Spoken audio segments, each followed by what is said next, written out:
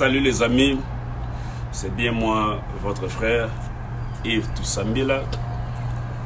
Là, je suis résident aux États-Unis d'Amérique et nous sommes à l'État de Washington, précisément dans la ville de Seattle.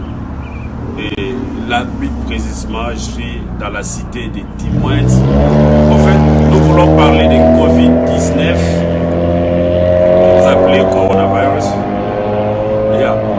Ici chez nous, les gens ont tellement peur, mais sauf que les gens sont courageux.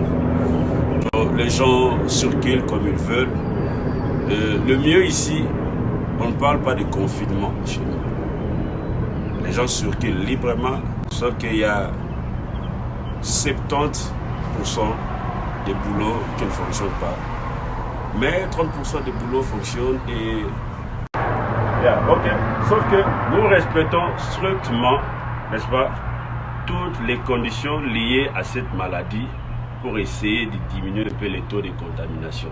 Notamment chez nous, quand vous circulez dans toutes les boutiques, dans tous les magasins, vous allez voir qu'on a plus identifié et on a mis des signaux pour vous dire que vous ne pouvez pas être rapprochés. Et tous ceux qui vendent ont des gants, ont des masques pour essayer un peu de protéger. Et aussi, ce qui se passe chez nous, les transports en commun sont gratuits maintenant. Personne ne paye plus en train, personne ne paye dans le bus. Et à ce qui concerne, les gouvernements essayent de payer d'une manière ou bien d'une autre, essayent de payer tous ceux qui sont à la maison. Soit vous appliquez ce qu'on appelle une employment, ou soit vous attendez les chèques gouvernementaux qu'on appelle les stimulus chèques qu'on a essayé de donner. Et en fait, comment est-ce que les gens sont informés ici? Et nous sommes informés par les social media, par les réseaux sociaux, j'allais dire. Et chaque jour, on essaie, n'est-ce pas, de régulariser ou de nous donner la bonne information par rapport au nombre de morts, au nombre de gens contaminés sur le temps réel. Donc, disons en clair que les gens ont peur de la maladie, mais les gens essayent maintenant d'affronter cette maladie, c'est-à-dire de vivre tout en reconnaissant que la maladie existe. Donc, c'est un peu ça pour vous dire, chers frères, courage, soyons prudents, n'ayez pas peur, mais sauf que vivons ensemble et combattons cette maladie. C'était bien moi, votre frère, à partir des États-Unis, Washington State, check. D'université, je disais au docteur ce que j'avais. Il était genre, tu tousses pas. Il a même fini par checker ma température et a commencé à être un peu distant de moi, pensant que j'avais les virus.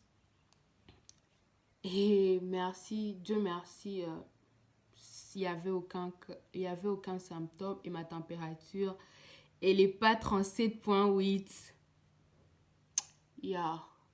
Et pendant le couvre-feu, on avait le couvre-feu pendant la nuit, on avait la possibilité d'aller dans notre ville, mais il fallait aller à la police pour demander l'autorisation si tu as une voiture, vu que tous les moyens de transport, les bus, ici les villes, c'est pas, il faut pas prendre des vols ou un truc, les bus, ça marche plus.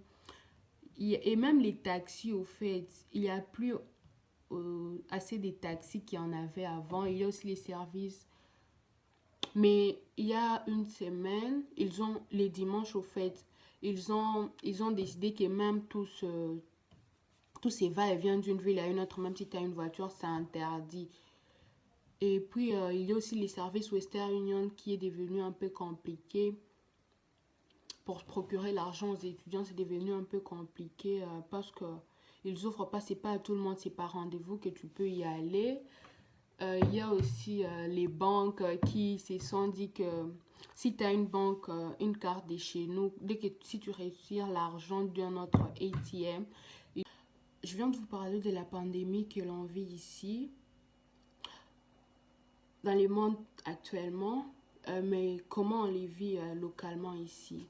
C'était depuis le 10 mars qu'ils ont publié, que l'université a publié que les cours sont arrêtés pour 15 jours. En premier temps, c'est ce qu'ils avaient dit. parce qu'ils avaient découvert des cas de touristes allemands qui étaient dans des hôtels par-ci par-là. Et ils se sont dit que tout le monde rentre chez soi pour le bien de tous au fait. Parce que d'après, on sait tous que le virus, on sait tous les moyens de contamination. Et rester chez soi, c'est la meilleure des options. Avant qu'ils ne publient ça, entre étudiants, se disait que genre tous les vols qui viennent ici chez nous viennent de la Turquie, Istanbul, que Istanbul c'est international comme aéroport. Comment ça se fait qu'ils n'ont pas encore publié des cas? Depuis ces jours-là, il n'y avait pas de cas en Turquie. Avec le temps, il y a au moins 2 ou 3 semaines, 2 semaines au fait, notre pays a arrêté. Il y a plus de vols venant de la Turquie. Ils ont arrêté tout ça. Il y a un couvre-feu pendant la nuit. Il y a un couvre-feu pendant la nuit de 21h à 6h si tu es dehors. Il y a un couvre-feu pendant la nuit. Il y a un couvre-feu pendant la nuit de 21h à 6h. Si tu es dehors, la police te prend et t'amène. Tu pars en prison et puis il y a une amende que tu auras à payer. Tous les magasins, genre les magasins d'habillement, parce que c'est de ça que la plupart des gens vivent pour l'habillement, c'est fermé. Toute autre activité, mis à part procurer les manger et le médicament, c'est fermé. C'est depuis le 30 mars qu'on a commencé nos cours en ligne. Et c'est pas du tout pareil que les cours à la maison. Quand on allait en classe, c'est plus compliqué. Et l'université, quand on a commencé la pandémie, après une semaine ou quelques jours d'ici là, ils ont procuré de la nourriture aux étudiants. Il y avait du riz, beaucoup de choses.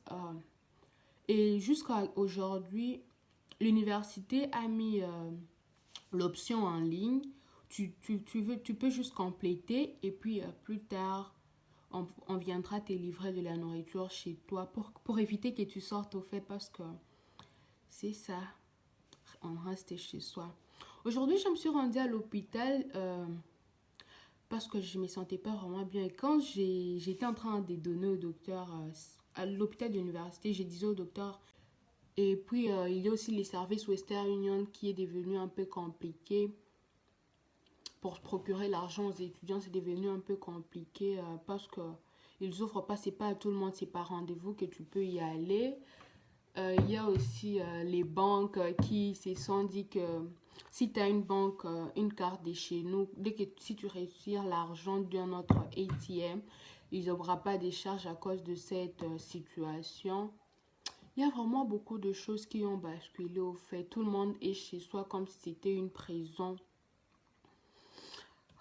Rester chez soi, c'est la meilleure des options at the end of the day. So, on va avec pour... Ils avaient publié que c'était demain, le 10 avril, qu'on pourrait sortir.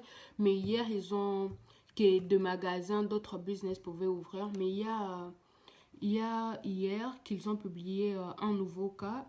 Et d'après d'autres sources, ils sont en train de se préparer à nous annoncer que c'est en fin avril qu'on pourra sortir, genre que c'est parce que si les business ouvrent carrément, tout le monde pourra sortir pour aller acheter, même si ça ne sera pas pour acheter, mais at least aller entrer dans la boutique et voir ce qu'il y a dedans, juste pour les buzz, pour faire le window shopping au fait.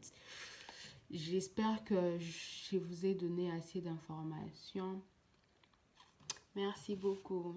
Restons chez soi pour les biens de tous parce que c'est la meilleure des options.